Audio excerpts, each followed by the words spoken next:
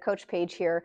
I want to go over a really good shoulder mobility exercise where we're going to be doing some isometric holds so that we can actually increase our range of motion when we're done. So when I do this movement of the shoulder and I go like this is called internal rotation. When I move backwards in space, that's called external rotation. What we're going to be doing for this particular exercise is we're actually going to be looking to improve or increase our internal shoulder mobility, shoulder range of motion, okay? So maybe even before we begin, take a moment to assess and see where you're at with your internal rotation.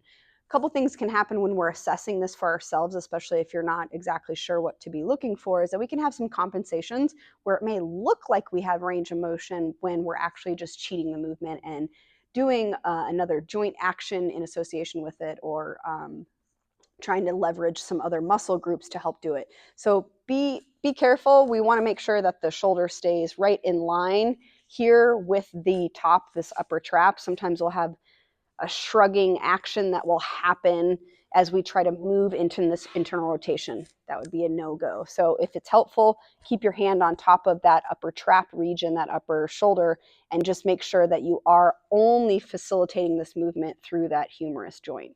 And you see, this is my internal rotation on my right side right now in this moment. And this is fairly acceptable. This is relatively normal range of motion. I don't have a lack of range of motion here, but let's see if we can get me some more once we finish. So I'll demonstrate this just on the right side, just so you can see this. So we're going to place the hand behind the back, okay? And so depending on the placement of the hand, if I place it a little bit lower, it's going to be a lot easier. So right now my wrist or the back of my fist is at the low back. If I try to put my fist or wrist up a little bit higher, this actually does make the position of the internal rotation a lot more challenging. And for some of you, you may not have that range of motion, or it may create discomfort, pinching, or pain. And we don't want any of that. So for now, let's start at this kind of moderately low back level.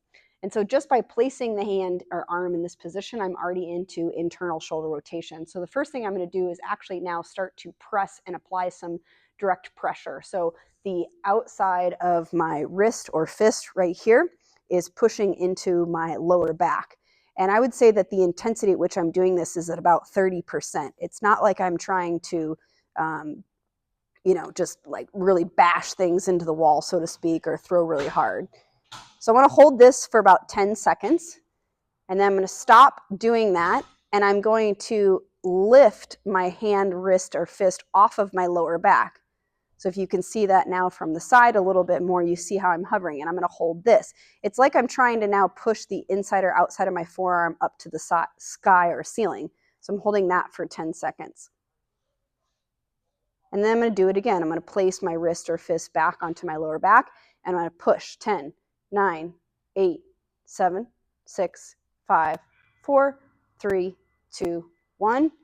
And then I'm going to lift and press in the opposite direction away from me up towards the sky. 9, 8, 7, 6, 5, 4, 3, 2, 1. And then one more time, I'm going to push in and forward. And you should feel some stuff happening right here on the front of that shoulder.